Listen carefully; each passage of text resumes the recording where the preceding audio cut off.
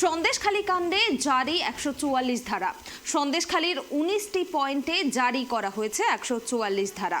আগামী ১৯শে ফেব্রুয়ারি পর্যন্ত জারি থাকবে ১৪৪।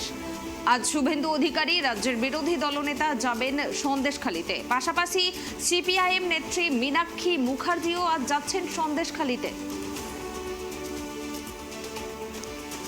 আমরা বিস্তারিত জেনে নেব। এই মুহূর্তে আমার সঙ্গে টেলিফোন লাইনে জুড়ে আছেন ট্রাইব টিভির প্রতিনিধি সিরাজুল। সিরাজুল, আজকে শুভেন্দু অধিকারী আর মীনাক্ষী মুখার্জির সন্দেশখালীতে যাওয়ার কথা রয়েছে, কিন্তু সেখানে জারি রয়েছে ১৪৪ ধারা। এমতাবস্থায় সেখানে কিন্তু কালকে যেমনটা আমরা দেখেছি পরিস্থিতির সৃষ্টি হয়েছিল, আজকেও কি তেমনটা পরিস্থিতির সৃষ্টি হতে পারে? কি কি ব্যবস্থা নিয়েছে পুলিশ এই বিষয়ে? দেখো, আমি জানি রাখি যে গতকালকে কিন্তু সুকান্ত মজুমদার কিন্তু সেই সন্দেশখালীতে কিন্তু সরস্বতী ঠাকুর নিয়ে কিন্তু সেখানে সন্দেশখালীতে পুজো করার কথা ছিল, সেখানে যাওয়ার কথা ছিল। অর্থাৎ সেখানে কিন্তু গত পরশুদিন কিন্তু বসে যে ঘটনা ঘটে যায়, সেখান থেকে রাত্রি যখন টাকির থেকে কিন্তু তিনি রওনা দেবেন সন্দেশখালীর উদ্দেশ্যে। সেখানে কিন্তু পুলিশ প্রদান করে সেখান থেকে ১৪৪ ধারা জারি করা হয়। জারি করে তাকে কিন্তু আটকে দেওয়া হয়, তাই কিন্তু বাইরে বারো দেওয়া হয়। কালকে কিন্তু টাকিতে একটা রবীন্দ্র কাণ্ড হয়ে গেছে, যার কারণে সুকান্ত মজুমদার তিনি অসুস্থ হয়ে যায়।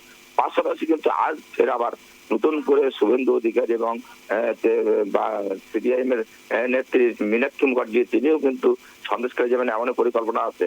বেলা ১২টা নাগাদ শুভেন্দু অধিকারী সন্দেশখালী ঢুকবেন, এমনটাই কিন্তু সত্য পাবার খবর।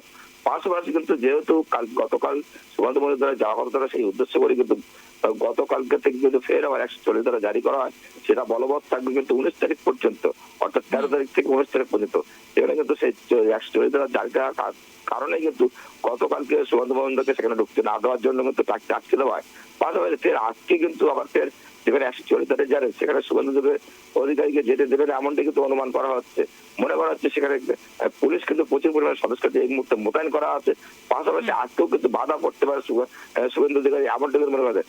মীনাক্ষী মুখার্জি কিন্তু সেক্ষেত্রেও বাধা, মীনাক্ষী মুখার্জি কিন্তু ঢুকতে দেওয়া হয়। গতবার কিন্তু মীনাক্ষী মুখার্জি একবার নেজার হয়ে, অর্থাৎ সন্দেশখালীর দিক দিয়ে না, সরবেড়ের দিক দিয়ে না ঢুকে মীনাক্ষী মুখার্জি কিন্তু নেজার দিয়ে ঢুকছিল। সেদিক দিয়েও কিন্তু নেজারে কিন্তু মীনাক্ষী মুখার্জি আটকে দেওয়া হয়েছিল। এখন প্রশ্ন হচ্ছে, মীনাক্ষী মুখার্জি শুভেন্দু অধিকারী কি একসঙ্গে কি সন্দেশখালীতে সরবেড়িয়া হয়ে ঢুকবেন, না মীনাক্ষী মুখার্জি আলাদা নেজার দিয়ে ঢুকবেন? সেটা সময়ের অপেক্ষা, সময় বলবে, সময় হলে জানা যাবে। সেদিকে তাকিয়ে থাকবে ট্রাইব টিভি ক্যামেরা। কিন্তু পুলিশ কিন্তু প্রচুর মোতায়েন করা হয়েছে। এই মধ্যে কিন্তু বেশ কয়েকটা ব্যারিকেডের কাজও চলছে। পাশাপাশি কিন্তু পুলিশ শুভেন্দু অধিকারী ঢুকতে দেবে না, এমনটাই মনে করা হচ্ছে সূত্র মারফত। ধন্যবাদ সিরাজুল। আপনাদের আবারও একবার জানিয়ে রাখবো, আজকে সন্দেশখালীতে যাচ্ছেন বিরোধী দলনেতা শুভেন্দু অধিকারী এবং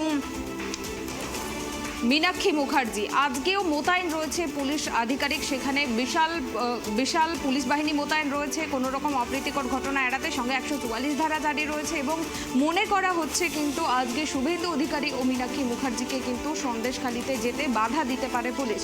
যেমনটা আমরা কালকে দেখেছিলাম, সুকান্ত মজুমদারকে বাধা দেওয়া হয়েছিল। তিনি সরস্বতী ঠাকুর নিয়ে সেখানে পুজো করার জন্য গিয়েছিলেন এবং তার সঙ্গে ধস্তাধস্তি হয় এক প্রস্থ পুলিশের, এবং সুকান্ত মজুমদার গাড়ি থেকে পড়ে যাওয়ার উপক্রম হন এবং তিনি অসুস্থ হয়ে পড়েন।